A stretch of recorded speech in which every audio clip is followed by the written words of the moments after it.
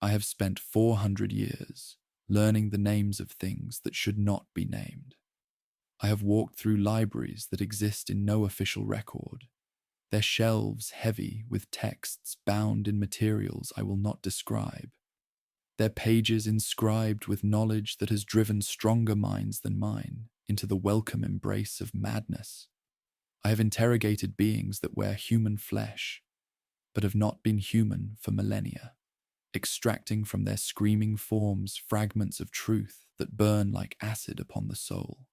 I have stood in the presence of entities so vast and so terrible that the mere memory of their attention leaves scars upon my consciousness that will never heal, that pulse and whisper in the quiet hours when sleep will not come, that remind me with every breath that I have looked upon the face of the enemy, and the enemy has looked back. I am Inquisitor Covenant Mordecai of the Ordo Malleus. I am a hunter of demons. I am a keeper of secrets that would shatter the sanity of worlds. And I am, after 4 centuries of service to the Golden Throne, perhaps the closest thing the Imperium possesses to an expert on the beings that humanity has learned to call the Chaos Gods. This is not a title I sought. This is not knowledge I desired. No sane soul would choose to fill their mind with the poison I have accumulated, to spend their years piecing together the history of horrors that existed before our species learned to walk upright, to understand, truly understand, the nature of the forces that press against the thin membrane of reality, waiting for the moment when they might pour through and drown everything in madness and fire. But someone must know, someone must carry this burden. And so I speak now, not to enlighten, for enlightenment implies that this knowledge brings wisdom, and it does not. I speak to testify. I speak to record what I have learned before the years finally claim what remains of my flesh, before the secrets I carry are lost to the silence of the grave, before the enemy erases even the memory that someone once understood their nature.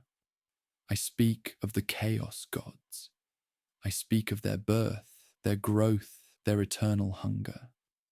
I speak of the war that has been waging since before the first human drew breath, the war that will continue long after the last human has returned to dust. Listen, if you dare. Remember, if you can.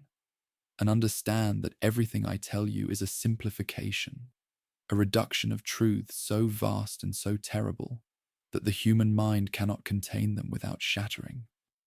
I will give you shapes for things that have no shape, names for things that exist beyond naming, histories for beings that experience time in ways we cannot comprehend.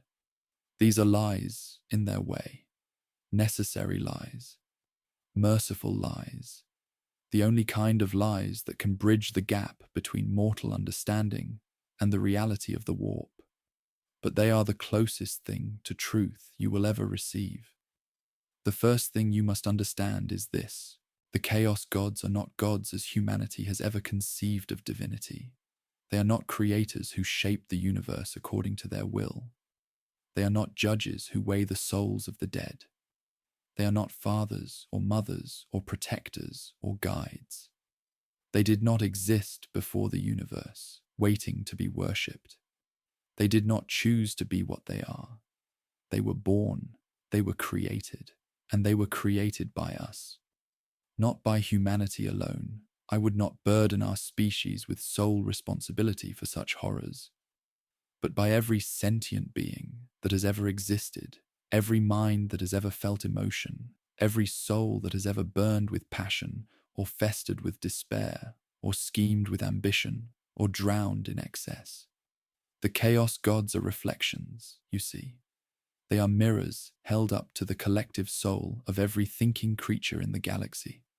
And what looks back from those mirrors is everything we have ever been, concentrated and amplified and given terrible, hungry life. This is the secret that the ecclesiarchy does not teach, that the ministorum would burn worlds to suppress, that I have spent 4 centuries confirming through sources no sane man would consult. The Chaos Gods are our children, our creations, our sins made manifest and eternal, and they will never stop hungering for more. I remember the moment I first understood this truth. I was young then, young for an inquisitor, barely past my first century of service, still foolish enough to believe that knowledge was a weapon that could be wielded without cost. I had been investigating a cult on the world of Sigmatus the Four, a minor heresy that should have been beneath the attention of the Ordo Malleus, a simple matter of misguided worship that any competent inquisitor could have purged in a matter of weeks.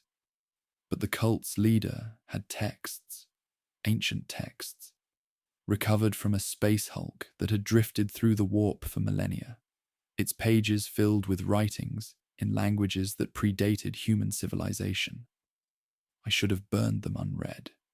I should have followed the protocols that exist for precisely this reason, the wisdom accumulated across 10,000 years of fighting the enemy, the understanding that some knowledge is poison and the only cure is ignorance. I did not burn them. I read them. And in those pages, I found the first fragments of the truth I have spent 4 centuries expanding. The history of the Chaos Gods, written by a being that had witnessed their birth, that had watched them grow from formless currents of emotion into the vast and terrible intelligences that now threaten to consume everything that exists. The author's name is lost. Their species is extinct, devoured by the very gods they documented. But their words remain, burned into my memory, a foundation upon which I have built an architecture of understanding that has cost me everything I once valued: peace, innocence, the ability to look upon the stars without seeing the darkness that churns between them. I learned that the warp, that dimension of pure thought and emotion that underlies our material reality, was not always the screaming hellscape it has become. I learned that there was a time, impossibly long ago, before the first sentient minds evolved to feel and think and dream, when the immaterium was calm, a sea of potential, undisturbed by consciousness, waiting in patient silence for the moment when it would be shaped by the minds that had not yet been born to shape it. And I learned what happened when those minds finally emerged. Across the galaxy, on worlds beyond counting, life evolved. Minds developed. Souls flickered into existence, each one a candle flame in the darkness of the warp, each one casting ripples into that calm sea of potential. And those ripples began to accumulate. Those emotions began to pool and concentrate and take on patterns that mimicked the minds that had created them.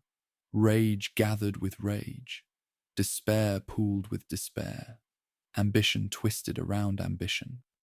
And in the depths of the warp, in places that had no location but existed nonetheless, things began to stir. Not gods, not yet, but the seeds of gods. The embryos of entities that would one day look upon the galaxy and see only food, only fuel, only endless souls to consume and corrupt and claim as their own. This is where the history begins. This is the first chapter of a story that has no end, that cannot end, that will continue as long as sentient minds exist to feel and fear and feed the things that their feelings have created. I have walked through the ruins of civilizations that fell to these entities before humanity learned to kindle fire. I have seen the bones of species whose names we will never know, scattered across dead worlds that still echo with the psychic screams of their extinction. I have traced the growth of the Chaos Gods across millions of years of galactic history, watching them evolve from mindless currents of emotion into the calculating, scheming, eternally hungry intelligences that now wage their great game with our souls as the pieces and our reality as the board. And I have understood, with a clarity that brings no comfort, that this is a war we cannot win, not truly, not permanently. The Chaos Gods are fed by emotion, and we cannot stop feeling. They are strengthened by conflict, and we cannot stop fighting. They are sustained by the very act of existence, and we cannot stop existing without giving them the victory they seek. All we can do is endure. All we can do is hold the line, generation after generation, millennium after millennium, buying time for a species that may never find salvation, but refuses to surrender to damnation. This is the burden of knowledge. This is the weight I carry. And now I pass a fragment of that weight to you. The first of them to achieve true consciousness was the blood god. I use this name, blood god, because the true name is forbidden, because to speak, it is to draw his attention, because even writing the syllables in my private journals has brought me closer to madness than any other act in 4 centuries of confronting the impossible. But you will know him by his other titles, the names that humanity has whispered in fear since we first learned that violence could be worship. The Lord of Skulls, the Brass God, the Hunter of Souls, Khorne. He was born in the fires of the first wars, not human wars. Humanity was still a dream in the mind of evolution when Khorne first opened his eyes in the depths of the immaterium. No, he was born from the wars of species whose names have been erased from history, from the rage of civilizations that rose and fell and drowned entire star systems in blood millions of years before our ancestors crawled from the primordial oceans of ancient terror. Every act of violence fed him. Every death in anger made him stronger.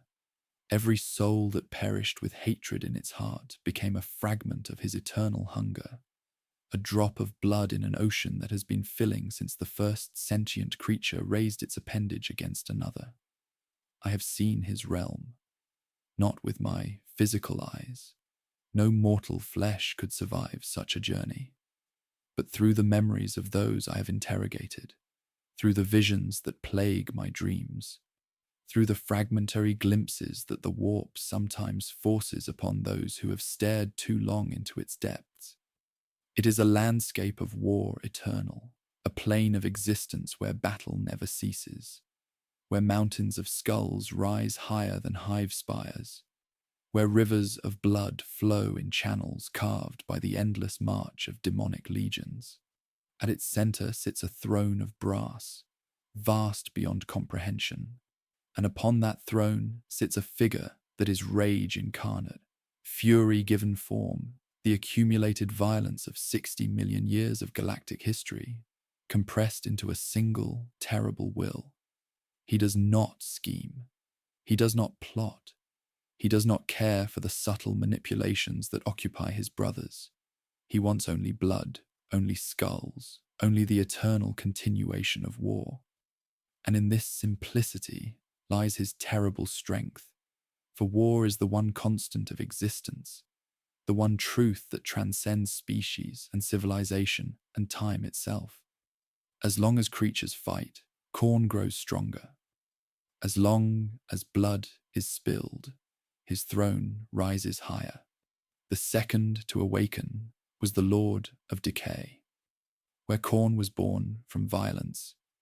Nurgle, for that is the name by which he is known, and it is somehow less dangerous to speak than the others. Perhaps because despair is already so common in the human soul that his attention is spread thin across countless worlds, was born from something older, something more fundamental, something that predates even the first act of aggression. He was born from the fear of death. From the moment the first sentient mind understood that it would one day cease to exist, Nurgle began to stir. From the first creature that looked upon its own mortality and felt despair, he drew sustenance. And as civilizations rose and fell across the galaxy, as plague swept through populations and age claimed even the mightiest of beings, as entropy slowly eroded everything that had ever been built or loved or hoped for, Nurgle grew fat on the accumulated sorrow of existence itself. But here is the truth that makes him perhaps the most insidious of all the Chaos gods, the secret that his followers understand and the rest of the galaxy refuses to accept. Nurgle is not merely decay, he is also acceptance. He is the peace that comes when you stop fighting the inevitable, the comfort that awaits those who surrender to the cycle of corruption and rebirth, the twisted love of a grandfather who embraces all his children equally, whether they come to him willingly or screaming. His realm is a garden. I have seen it in visions that left me retching for days, my body rejecting the memory, even as my mind refused to release it. A garden of rot and growth intertwined, where diseases bloom like flowers and parasites nest in the branches of trees made from the bones of dead worlds. At its heart sits a mansion of decaying splendor. And within that mansion, surrounded by his beloved plagues and the demons that serve as his children, Nurgle brews new pestilences in cauldrons the size of continents, humming tunelessly to himself as he works, content in a way that no other being in the universe will ever be. He is patient, he is inevitable, and he loves us all in his terrible way, because he knows that eventually everything comes to rot, and rot comes to him. The third was the architect of fate, Tzeentch, the changer of ways, the lord of mutation and sorcery. Of all the Chaos gods, he is perhaps the most difficult to comprehend, because comprehension itself is his domain, because knowledge and ambition and the desire to understand are the very things that feed his power. He was born from hope. This is the cruelest irony of all, the truth that breaks something in my chest every time I contemplate it. Not from despair, not from rage, not from the fear of death, but from hope.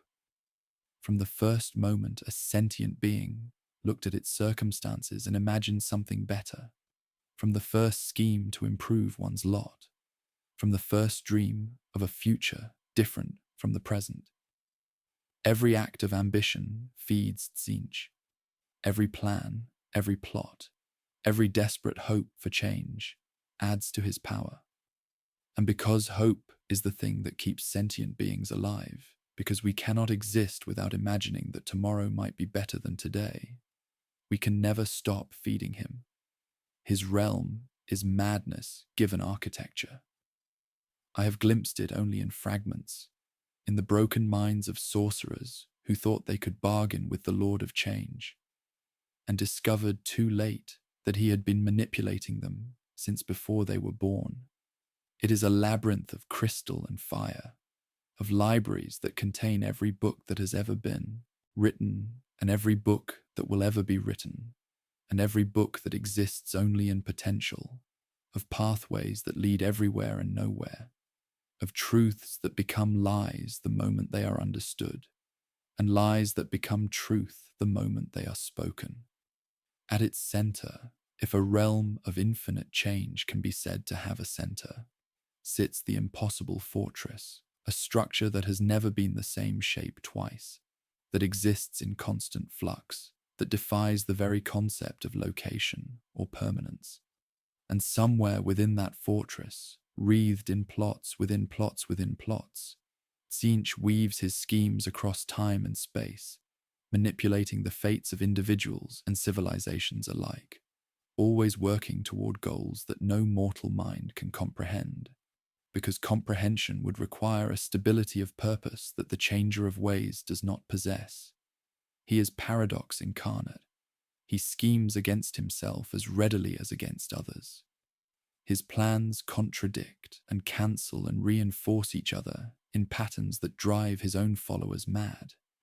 And yet, somehow, in the chaos of his own nature, he remains the most dangerous manipulator in existence.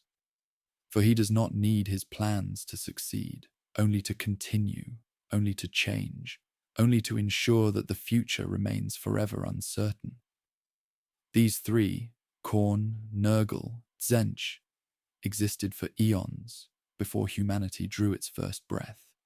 They waged their great game against each other across the immaterium, their demonic legions clashing in wars that reshaped the warp itself, their attention occasionally turning to the material universe to claim civilizations as their playthings, to corrupt species into worship, to feed upon the emotions of creatures that never knew the true nature of the gods they served. The Eldari knew them, the ancient empire that once ruled the galaxy, whose technology and psychic mastery made humanity's greatest achievements look like the scratchings of children. They understood the threat that lurked in the warp. They built wards against it. They disciplined their minds to deny its sustenance. They believed, in their arrogance, that they had transcended the danger that the Chaos Gods represented. They were wrong. But that is a story for later, a tragedy so vast that it requires its own telling, a birth scream that would tear a new god into existence and change the nature of the galaxy forever. For now, understand this. For millions of years, the three dark gods grew stronger. For millions of years, they consumed civilizations and corrupted species and waged their eternal war. And for millions of years, they waited, patient as only immortal beings can be patient, for the moment when a new species would arise, a species whose souls burned brighter than any that had come before, a species whose emotions would feed them more richly than anything they had yet tasted. They waited for humanity. And when we finally emerged from the cradle of terror, when we finally spread across the stars and filled the galaxy with our hopes and fears and rages and ambitions, the Chaos Gods turned their attention toward us with a hunger that had been building since the dawn of sentient thought. We did not know it then. How could we have known? But the war for humanity's soul had already begun. I must speak now of the fall. Not the fall of humanity. That is a slower catastrophe, a wound that bleeds across 10,000 years and shows no sign of healing. No, I speak of the fall of the Eldari, that ancient tragedy whose echoes still reverberate through the fabric of reality, whose consequences shape the galaxy into the nightmare it has become, whose birth scream tore a hole in the universe and brought into existence the youngest and most terrible of the Chaos Gods. The Eldari were old when humanity was young. Their empire had spanned the galaxy for 60 million years, their mastery of technology and psychic power so complete that they had ceased to fear anything.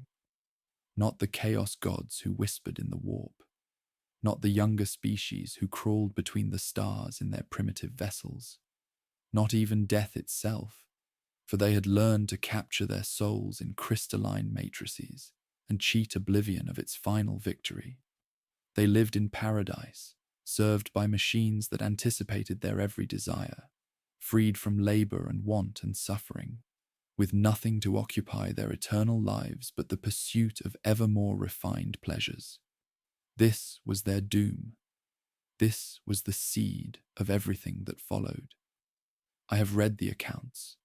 I have interrogated the survivors, those few Eldari who escaped the cataclysm and now wander the stars in their craft worlds, their faces marked by a grief that will never fade, their souls forever shadowed by the memory of what their species became. They do not speak of it willingly. They cannot speak of it without pain. But I have learned over 4 centuries how to extract truth from those who would rather die than remember. The fall did not happen suddenly. It was not a single moment of corruption, but a slow descent across millennia, a gradual abandonment of restraint, a creeping surrender to appetites that grew more extreme with each passing generation. The Eldari had conquered every challenge the universe could offer, and in the absence of struggle, they turned inward, seeking stimulation in experiences that became progressively more depraved, more excessive, more divorced from anything that could be called morality or sanity. They called it the pursuit of sensation.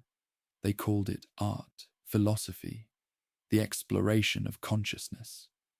They gave beautiful names to the ugliness that was consuming them, dressed their corruption in the language of enlightenment, convinced themselves that there were no limits they should not transgress, no boundaries they should not cross, no depths to which they should not sink in search of the next moment of exquisite feeling.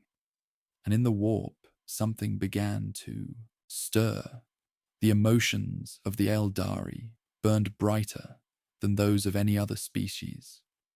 Their souls were flames where other races possessed merely sparks, their passions resonating through the immaterium with an intensity that the Chaos Gods had never before experienced. And as those passions turned to excess, as pleasure became obsession and obsession became madness, the psychic energy they generated began to pool in the depths of the warp, accumulating around a nucleus of pure sensation, taking shape, taking form, becoming something new. The three elder gods watched. Corne and Nurgle and Tzeentch, ancient beyond measure, turned their attention toward this gathering storm in the immaterium and recognized what was being born. A fourth power, a rival, a god of pleasure and pain, of excess and perfection, of sensation pursued beyond all reason or restraint. They could have stopped it, perhaps. The texts I have studied suggest that there was a moment, a window of opportunity, when the combined might of the three could have dispersed the nascent consciousness before it achieved true awareness. But the Chaos Gods are not allies. They are eternal rivals, each one secretly hoping that the birth of a fourth power would weaken the others more than itself, each one scheming to turn the newcomer into a weapon against its brothers. And so they did nothing. And so the storm continued to build. The final days of the Eldari Empire were an apocalypse of sensation.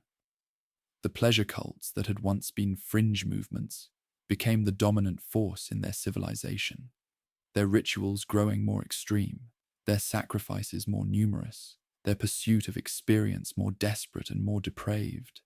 Entire worlds were given over to orgies of pain and pleasure that lasted for centuries.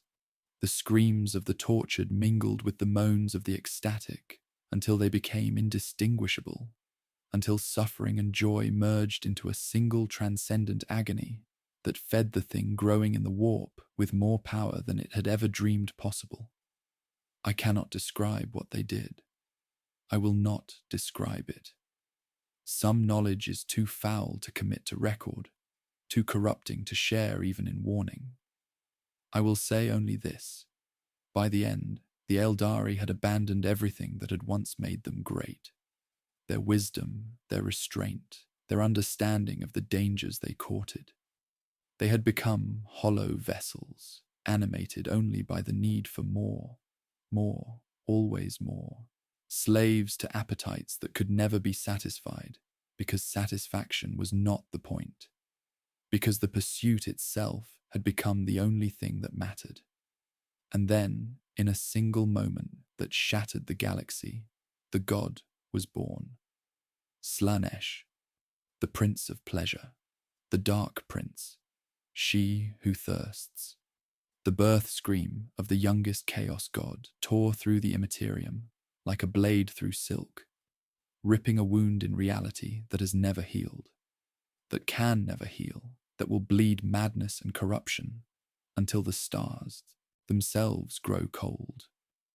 The Eye of Terror, that vast maelstrom of warp energy that dominates the galactic northwest, is the scar of that birth, a permanent reminder of what happens when a species surrenders entirely to its darkest impulses. And in that moment of birth, Slaanesh fed. The souls of the Eldari, trillions upon trillions of them, the accumulated consciousness of a civilization that had endured for 60 million years, were devoured in an instant. I have tried to comprehend this number. I have tried to understand the scale of the extinction. But the mind recoils from such mathematics, refuses to accept that so many could die so quickly, that an empire spanning the galaxy could be reduced to ash and echoes in the span of a single heartbeat. They died screaming. They died in ecstasy. They died in ways that I cannot describe and you cannot imagine. Their souls torn from their bodies and pulled into the newborn god's maw, consumed and digested and made part of Slanesh's eternal hunger. The infinity circuits that should have preserved them shattered under the psychic onslaught. The wayward souls that might have escaped were hunted down and devoured. Of the countless billions who had called the Eldari Empire home, only a handful survived. Those who had already fled on the craft worlds, those who had rejected the corruption and sailed into the void before the end, those few who would carry the grief of their species' death until the last of their kind faded from existence. The galaxy was changed forever. The warp, already turbulent, became a screaming nightmare of predatory consciousness. Travel through the immaterium, never safe, became nearly impossible. Storms raged where calm had once prevailed, and the psychic beacon of the Astronomicon, which would not be lit for thousands of years yet, became the only reliable guide through the madness. The barrier between reality and unreality, already thin, grew thinner still, and the demons of all four gods found it easier to slip through, to corrupt, to claim souls that had once been beyond their reach. And Slanesh, young, hungry, intoxicated by her own birth, turned her attention to the survivors. The Eldari, who remained, discovered a horror worse than death. Their souls, once destined for peaceful dissolution or preservation in the infinity circuits, now belonged to the god their species had created. When an Eldari dies, Slanesh is waiting. When an Eldari's soul slips free of its mortal shell, the Dark Prince reaches out with fingers of impossible sensation and draws it into an eternity of torment and pleasure indistinguishable from each other. This is why the Eldari wear their spirit stones. This is why they fight so desperately to recover their dead. This is why they walk paths of rigid discipline that seem cruel to outsiders, but are in truth the only defense against a predator that will never stop hunting them, that was born from their sins and will feast upon their souls until the last of their kind has been consumed. I have seen what Slanesh does to those she catches. I have witnessed the interrogation of a demon who served the Dark Prince, have forced it to show me glimpses of her realm, have looked upon the torments and ecstasies that await those who fall into her grasp. I do not sleep well anymore. I have not slept well for 300 years. But this is the burden of knowledge. This is the price of understanding. The four gods were complete now. Khorne, the Lord of Blood, born from the first acts of violence. Nurgle, the Lord of Decay, born from the first fear of death. Tzeentch, the Architect of Fate, born from the first hope for change. And Slanesh, the Prince of Pleasure, born from the death of an empire that had forgotten the meaning of restraint. 4 powers, 4 hungers, 4 aspects of existence itself, given consciousness and will an eternal appetite. And between them, caught in the crossfire of their great game, humanity, young, bright-souled, burning with potential, began its long climb toward the stars, ignorant of the forces that had already marked us as the greatest prize in the galaxy. The Emperor knew. He had always known. Alone among humanity, he understood what lurked in the warp, what threatened to consume everything we might become, what had already devoured civilizations greater than ours. And he began to plan, to prepare, to build the defenses that might allow our species to survive the war that was coming. But that is another chapter of this testimony. That is the story of humanity's struggle against gods who were ancient when we were born. For now, understand this. The Chaos gods are patient. They are eternal. They have been playing their great game since before our species existed, and they will continue playing long after we are gone. We are not the first to face them. We will not be the last, but we may be the most important. For our souls burn brighter than any that have come before. Our emotions feed them more richly than the offerings of 1,000 lesser species, and our fate, victory or damnation, survival or extinction, may determine the shape of the galaxy for the next 60 million years. This is the war we fight. This is the enemy we face. And this is why I have spent 400 years learning things that no sane mind should ever contain. The Emperor of mankind understood the Chaos Gods as no human before or since has understood them. I do not say this from faith, though faith is what the ecclesiarchy demands. I do not say this from doctrine, though doctrine is what the ministorum teaches. I say this from 4 centuries of research, from the accumulated evidence of 10,000 sources, from the testimony of beings who witnessed the Emperor's works and survived to speak of them. He knew what lurked in the warp. He knew what threatened humanity. And he knew with a certainty that shaped every action he took across 50,000 years of hidden guidance, that our species could not survive unless it was united, protected, and ultimately weaned from the warp entirely. This was his great project. This was the dream that drove him. He had watched the fall of the Eldari. He had felt the birth scream of Slanesh tear through the immaterium, had witnessed the death of a civilization that had once seemed eternal, had understood with terrible clarity what awaited humanity if we followed the same path. And so he emerged from the shadows, where he had guided our species for millennia, revealed himself as a figure of legend and power, and began the work of building an imperium that might endure the storm that was coming. The Chaos Gods noticed. How could they not? Here was a soul that burned brighter than any they had ever tasted, a mind that contained knowledge of their true nature, a will that opposed everything they represented. Here was a threat unlike any they had faced in 60 million years of existence. Not a species to be corrupted, not a civilization to be consumed, but a single being who possessed the power and the knowledge to challenge them directly, to build walls against their influence, to deny them the feast they had been anticipating since humanity first spread beyond the cradle of terror.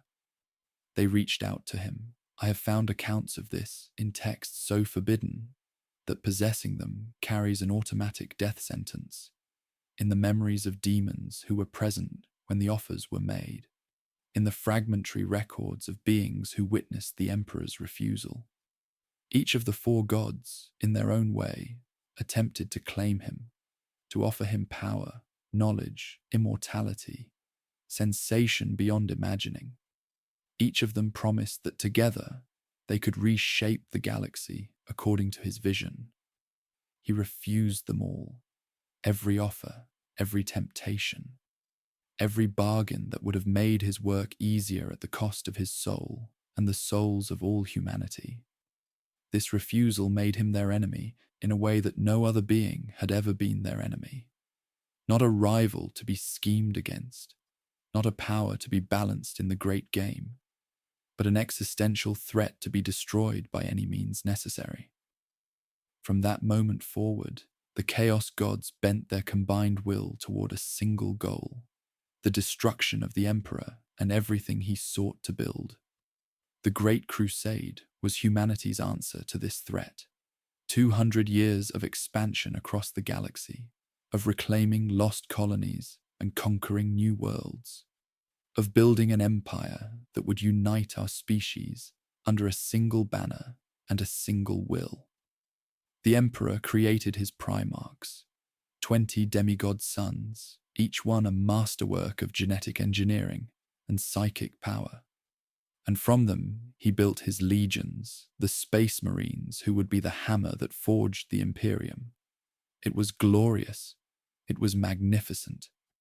It was the closest humanity has ever come to achieving its potential, to becoming something greater than the sum of our fears and hatreds and petty ambitions.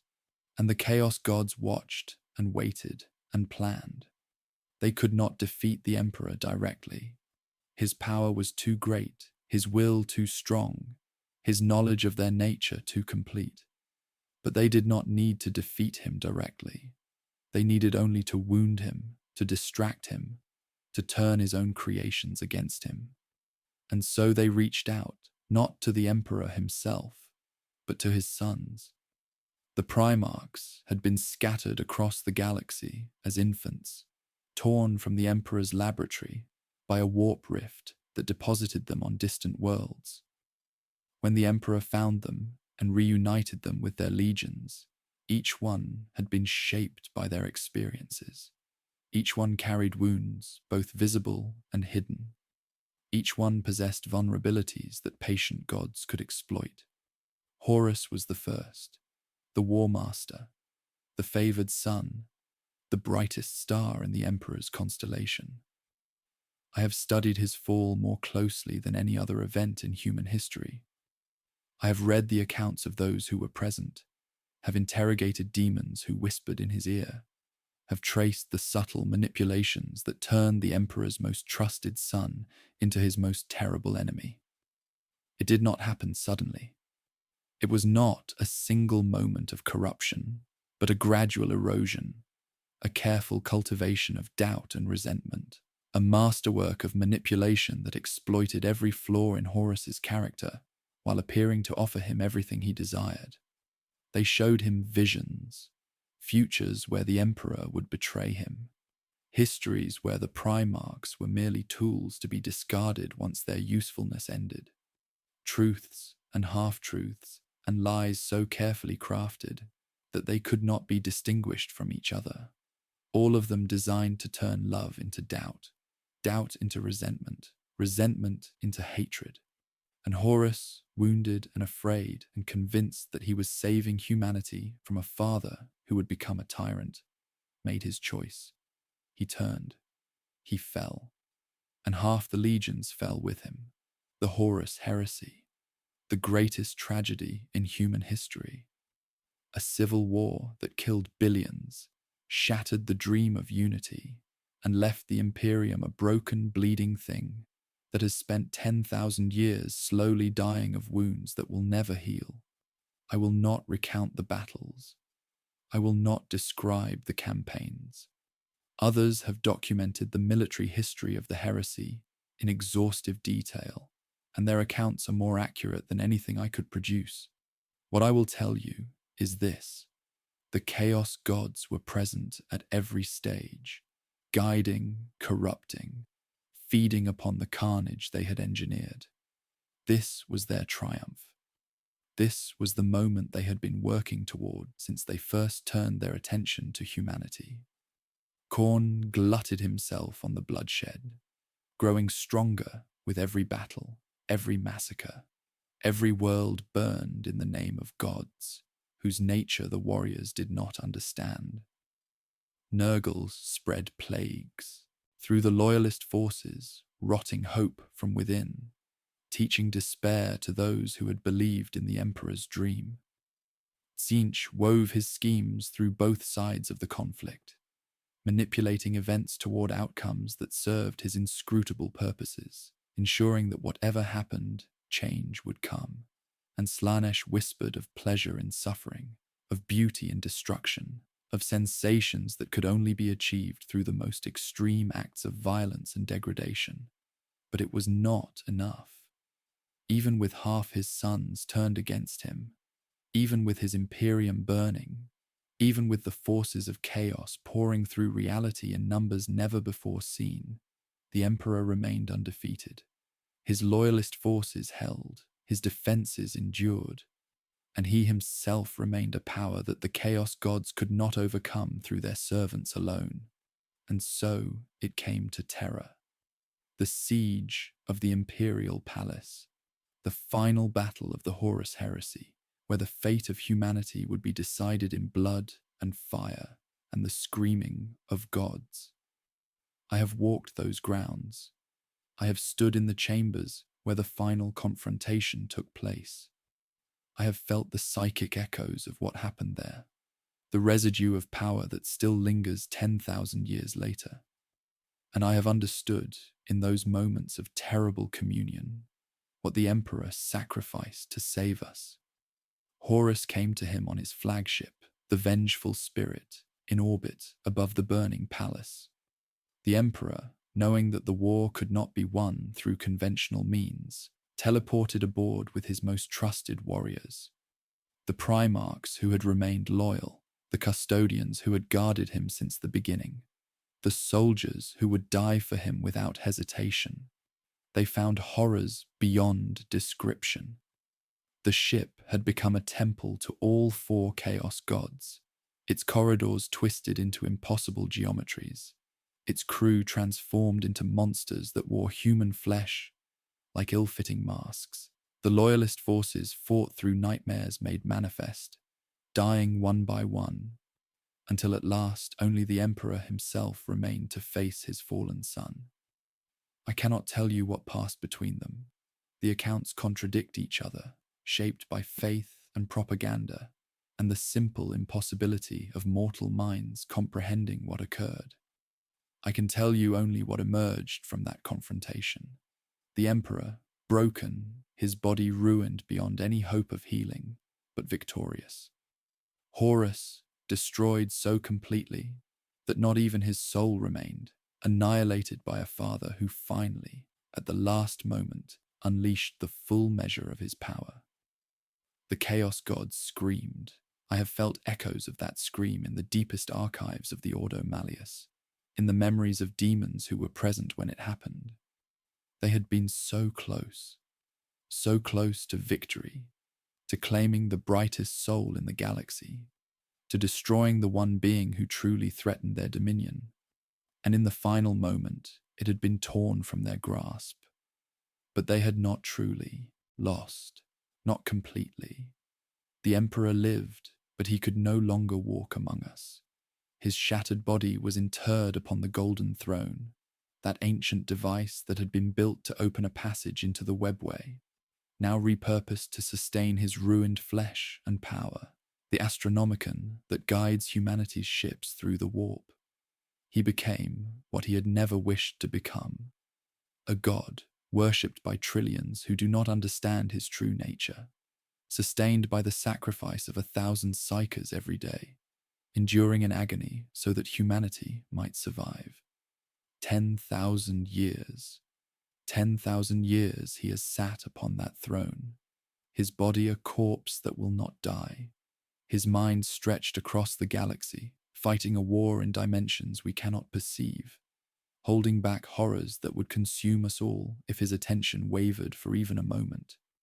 And the Chaos Gods, they wait, they scheme, they play their great game with renewed vigor, knowing that the Emperor's strength fades with each passing century, knowing that the Imperium he built is crumbling, knowing that one day, perhaps soon, perhaps not, but inevitably, their moment will come again. This is the truth of our existence. This is the war that never ends. The Emperor wounded them. He denied them their greatest victory. But he could not destroy them, for they are fed by the very emotions that make us human, and we cannot stop feeling without ceasing to be what we are. And so we endure as he endures. We fight as he fights. We hold the line against the darkness, generation after generation, millennium after millennium, knowing that we cannot win, but refusing to surrender. This is the legacy of the Horus heresy. This is the price of the Emperor's sacrifice.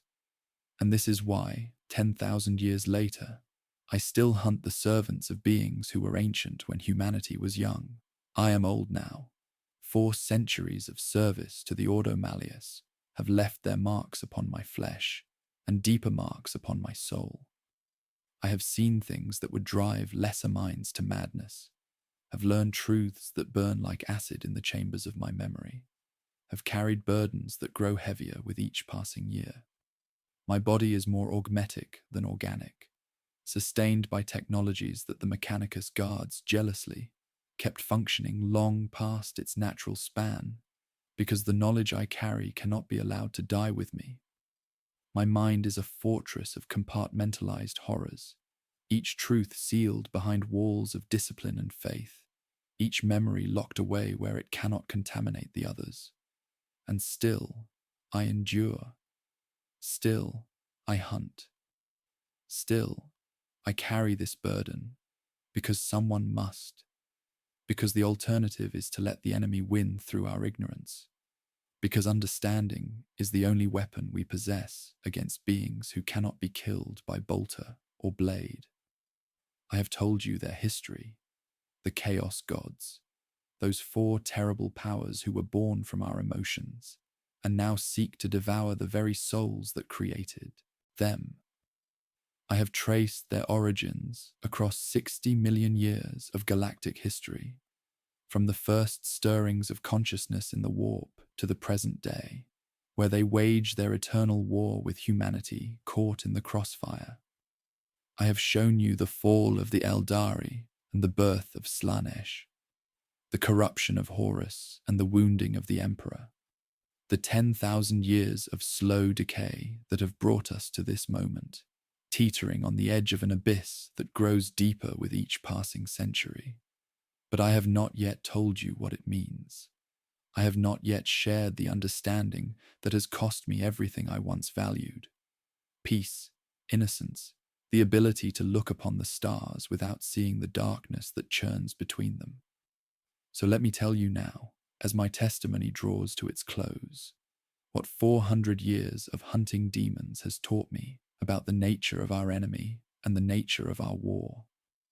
The Chaos Gods are not evil. This is the first truth, and it is the hardest to accept. They are not malevolent in the way that a murderer is malevolent. Do not choose cruelty the way a torturer chooses cruelty. Do not hate us in any way we would recognize as hatred. They are forces of nature given consciousness, emotions made manifest, aspects of existence itself that have achieved awareness and appetite. Khorne does not hate. He simply is hatred, is violence, is the red joy of bloodshed that lurks in every heart. Nurgle does not despair. He simply is despair, is decay, is the inevitable entropy that claims everything that lives. Tzeentch does not scheme maliciously. He simply is change, is ambition, is the eternal flux that prevents anything from remaining static. And Slaanesh does not corrupt. She simply is excess, is sensation, is the drive toward experience that makes life worth living when kept in balance, and destroys everything when pursued without restraint. They are us. This is the terrible truth. They are the reflection of everything we are, the sum of every emotion ever felt by every sentient being in the galaxy, given form and will and eternal hunger. We cannot destroy them without destroying ourselves, cannot starve them without ceasing to feel, cannot defeat them without becoming something other than human. This is why the war can never be won. Not truly, not permanently, but it can be fought. It must be fought, because the alternative is not peace but annihilation, not surrender but consumption, not an end to conflict but an end to everything that makes existence meaningful. I have seen worlds fall to chaos. I have witnessed civilizations devoured by the gods they inadvertently created. I have watched men and women I respected, soldiers I trusted, friends I loved, succumb to whispers that promised everything and delivered only damnation. And in every case, in every fall, I have seen the same pattern. Not weakness exploited, but strength perverted. Not flaws magnified, but virtues twisted. Not evil chosen, but good, corrupted into something unrecognizable. The warrior who loves battle too much becomes Khorne's slave. The healer who cannot accept death becomes Nurgle's puppet. The scholar who seeks knowledge without wisdom becomes Tzeentch's plaything. The artist who pursues beauty without restraint becomes Slanesh's victim. The very things that make us noble, that elevate us above mere animals, that give our lives meaning and purpose. These are the doors through which the chaos gods enter, the cracks in our armor through which their corruption seeps. This is the cruelty of it. This is the cosmic joke that the universe plays upon all sentient life. The things that make us human are the things that damn us. The emotions that make our lives worth living are the emotions that feed our destroyers. And yet, we persist. And yet, we endure. And yet, across 10,000 years of darkness and despair, humanity has refused to surrender, has continued to fight, has held the line against beings who were ancient. When our ancestors first looked up at the stars and wondered what lay beyond. This is the miracle that I have witnessed in 4 centuries of service. Not the miracles of saints and prophets, not the manifest power of the emperor reaching down to save his faithful, but something quieter, something more profound, the miracle of human endurance, of hope that refuses to die, of love that persists even in the face of horrors that should have extinguished it forever. I have seen soldiers face demons with nothing but faith and Lazarifals, knowing they would die, knowing their deaths would accomplish nothing in the grand scale of the war, and fighting anyway, because to do otherwise would be to betray everything they believed in. I have seen mothers sacrifice themselves to protect children they knew were already doomed, giving their lives for a few more moments of innocence, a few more heartbeats of peace. I have seen psychers burn out their own minds, rather than become conduits for the entities that sought to use them, choosing oblivion over corruption, death over damnation. This is what the chaos gods do not understand. This is the flaw in their nature, the blind spot in their infinite awareness. They are made from our emotions, shaped by our passions, fed by our souls. But they cannot comprehend the thing that binds those emotions together, the core of identity that persists even when everything else has been stripped away.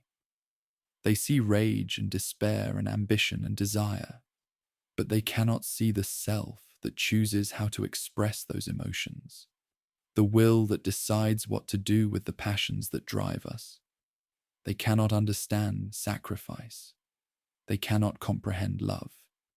They cannot grasp the concept of fighting for something greater than oneself, of dying for principles rather than survival, of holding to honor when honor brings nothing but suffering. And this, perhaps, is why we still exist. This is why, after 60 million years of feeding on sentient life, after consuming civilizations beyond counting, after watching species after species fall to their corruption, the chaos gods have not yet claimed the ultimate victory they seek. Because there is something in us, in humanity, in the Eldari who survive, in every species that still fights against the darkness, that they cannot corrupt, cannot consume, cannot comprehend. The Emperor knew this. I believe that now, after 4 centuries of doubt and questioning, and desperate searching for meaning in a universe that seems designed to crush hope beneath its heel, he knew that the chaos gods could not be defeated through force alone, could not be destroyed through any weapon yet devised, could not be starved or bargained with or reasoned away. But he also knew that they could be resisted, that the war could be fought to a stalemate, that humanity could endure if it held to the things that made it human, while guarding against the excesses that would doom it. This is the narrow path. This is the blade's edge upon which we walk. Feel, but do not be consumed by feeling. Fight, but do not become fighting. Hope, but do not let hope blind you to danger. Love, but do not let love become obsession. Live in all the fullness that life offers, but remember always that there are forces waiting to twist that life into something unrecognizable, to pervert your virtues into vices, to transform your greatest strengths into the weapons of your destruction. I do not know if we will win this war.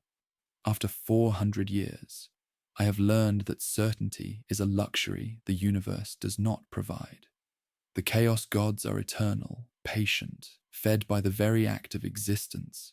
The Imperium is crumbling, the Emperor's light fading, the enemies multiplying faster than we can destroy them. But I know this: we have not lost yet. 10,000 years after the heresy, we still fight. 60 million years after the first Chaos God opened its eyes, sentient life still persists in a galaxy that should have been consumed long ago. Against all odds, against all reason, against enemies who are literally made from our own souls, we endure. And that, perhaps, is enough. That, perhaps, is the only victory available to beings such as us. Not the defeat of the enemy, but the refusal to be defeated. Not the end of the war, but the continuation of the fight. Not triumph, but endurance. Not glory, but survival. I am Inquisitor Covenant Mordecai of the Ordo Malleus. I have spent 400 years learning the names of things that should not be named. I have carried knowledge that burns like poison in my soul. I have witnessed horrors beyond description and truths beyond bearing. And tomorrow, when I wake, if I wake, I will continue to hunt. I will continue to fight. I will continue to hold the line against the darkness. Because someone must. Because the alternative is unthinkable.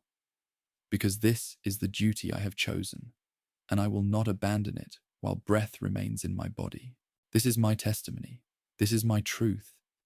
This is what 4 centuries of war against the Chaos Gods has taught me. We cannot win, but we can endure. And in this universe, against these enemies, endurance is its own kind of victory. Let it be recorded. Let it be remembered. Let it stand as witness against the darkness, for whatever time remains to us. The Emperor protects. Even now, even here, even against gods, the Emperor protects.